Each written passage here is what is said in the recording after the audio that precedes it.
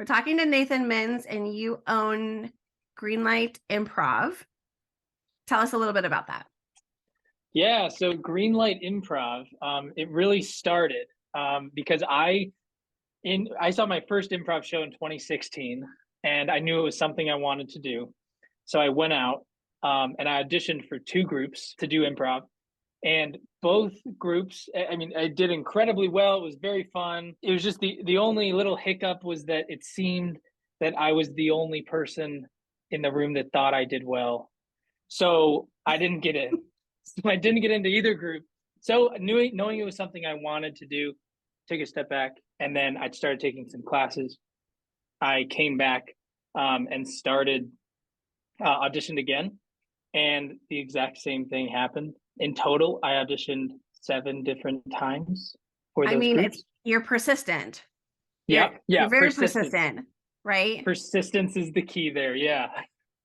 Um, but yeah, the business started because through that process, I learned that improv's a learnable skill, and I did not come naturally to improv, but it's something that I learned.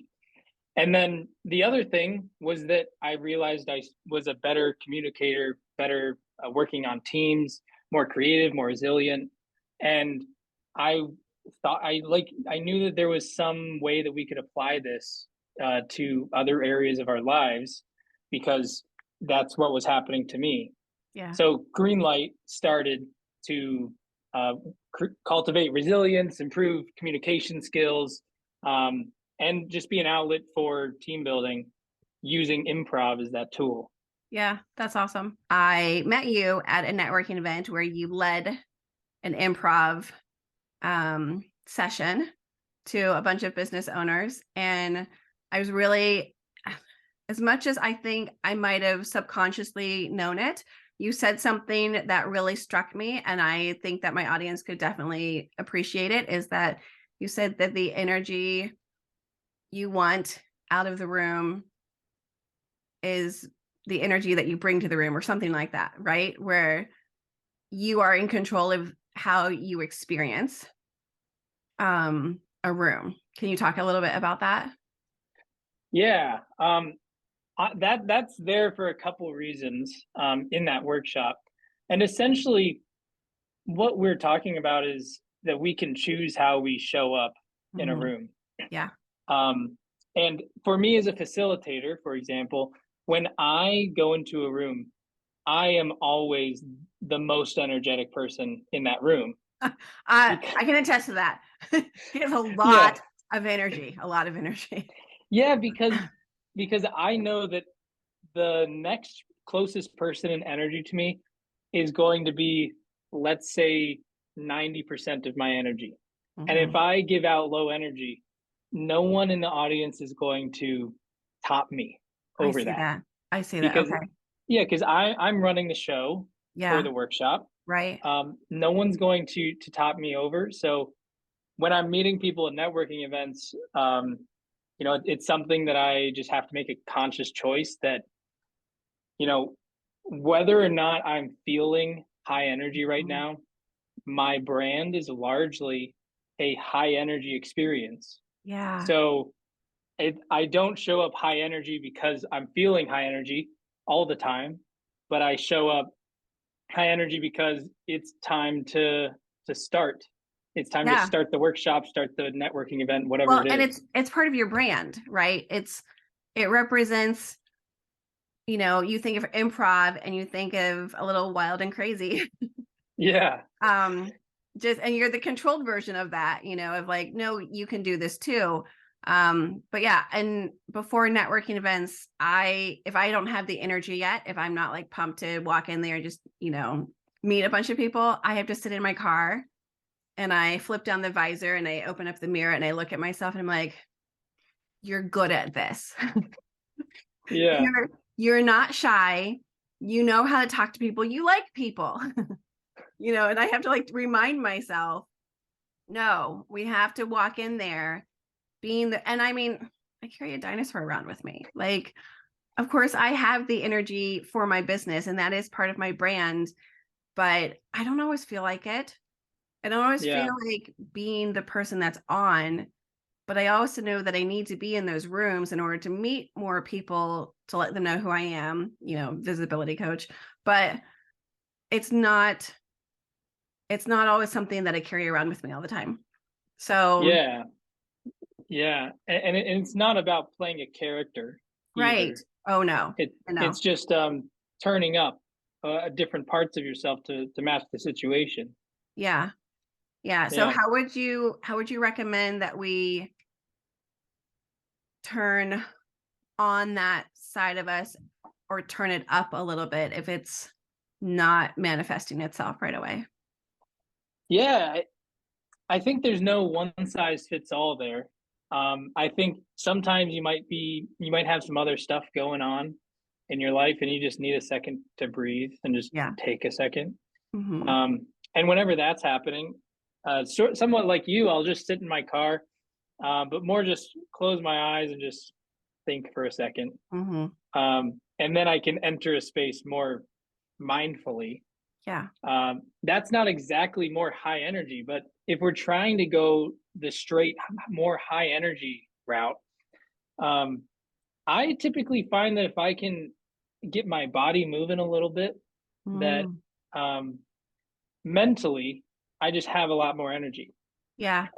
If you think about all of the people in TV shows or movies that enter a scene and they have a lot of energy, they were probably like just running or working out or doing something physical Okay. because it would, and they're sort of like out of breath a little bit when Okay. they're talking there.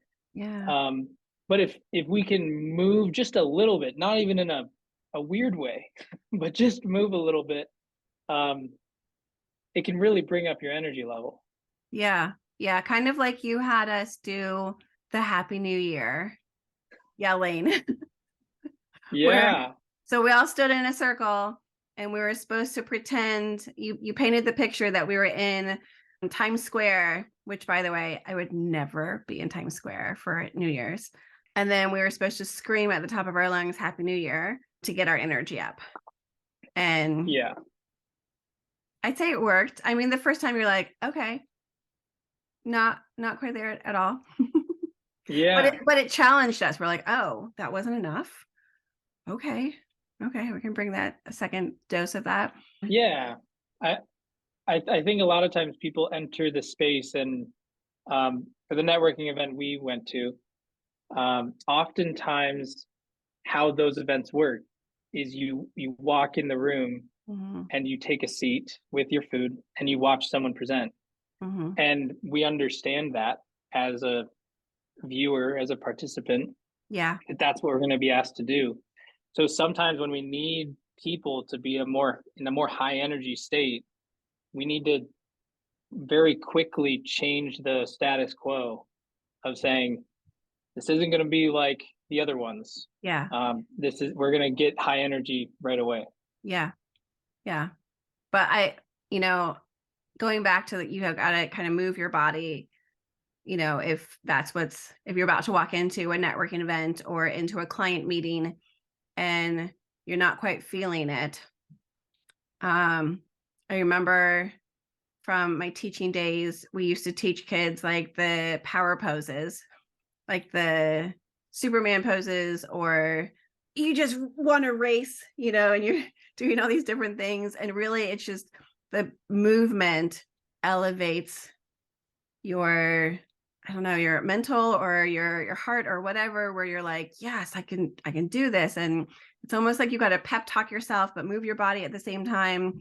And and then I think you got to remind yourself why you're there, you Yeah. know, the intention that you're walking in with. But I liked how you said earlier, it's not about becoming a character, because I see people trying to do that, where they try to put on like this mask and they're like, I'm going to be this person. And then the problem is if they're not the same person the next time you meet them, there's a distrust. And I think like theater, and I think that's why improv and theater, or at least partly why it's a good way to work on the confidence. In part because in theater or improv, you have to sort of figure out a way to turn that on. Because if Mm, the show starts at 7 o'clock, yeah, then the show's starting, and your warm-up time isn't after the show started when the audience is looking at you. that's Because good. no one wants to see someone that's half in a character walk out. Yeah, right. They want to see someone that's warmed up, they've taken their time, and now they're watching a show. They paid to Yeah, watch the show, um, and they want to see it. yeah, yeah. That's good. Yeah, I try to prep my clients to tell them, if you know who you're wanting to talk to and you know what your messages are, then it's not about putting on a facade of, you know, making a bunch of stuff up in the moment. It's about just knowing, and then you can talk to anybody, and then you can spin the message however you want to, depending on who you're talking to, because you're confident in that clarity. And I think where your service is coming in is that, okay, they might have the clarity in their message, but if they don't have the confidence to walk into a room and own that, and be the person that they need to be in that moment, on the spot, um then it's kind of not going to work anyways. um Yeah. Um, one thing that it just makes me think of when it pertains to improv, and why, in part, improv is a good way to work on confidence, mhm, because it is used pretty often for confidence. I mean, companies will pay for improv classes for some of their team members so they can work on that skill. yeah, And one of the reasons I think it's useful is because in improv, you're encouraged to not ask as many questions, not mhm, really ask questions, but make more statements. And the reason that is because when you're in an improv scene, and let's say you and I are in an improv scene, and you go out on stage and you start doing something with your hands, mhm, and I walk in, and my first thing I say is, "What are you doing?" mhm, Now you're in this position where you have to create something. Maybe you don't know. You yeah, have to, or I can say, Where are you?"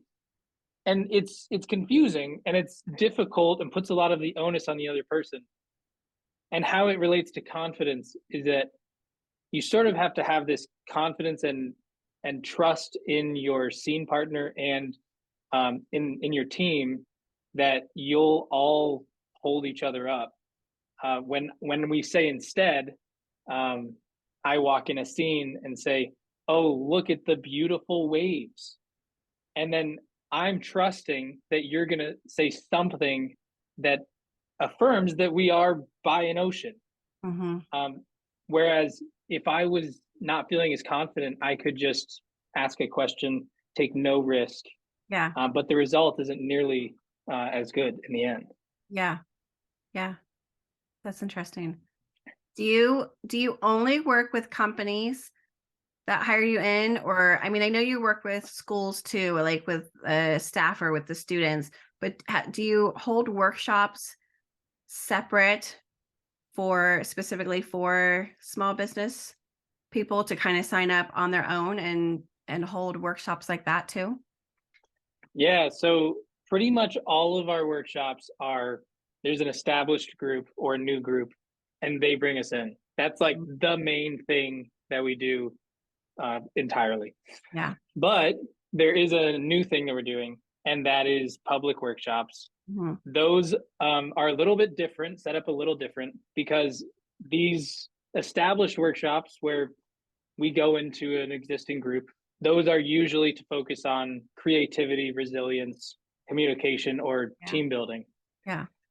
These new ones, um, they are more for learning improv, learning Okay. real improv. So instead of using improv as a tool, we are doing improv, and we're having a coach there that's supporting you, just to become a better improviser. Yeah. And we can use those tools outside of the workshop that we learn, but it's not as applied as our typical workshops. Okay. Very cool. Well, Nathan, it's been great talking to you about improv and learning a little bit more about what you do and how confidence shows up in ways that we might not necessarily expect it, and how we can kind of turn it on and turn it up, like you said. Is there anything else that you would like to share with us?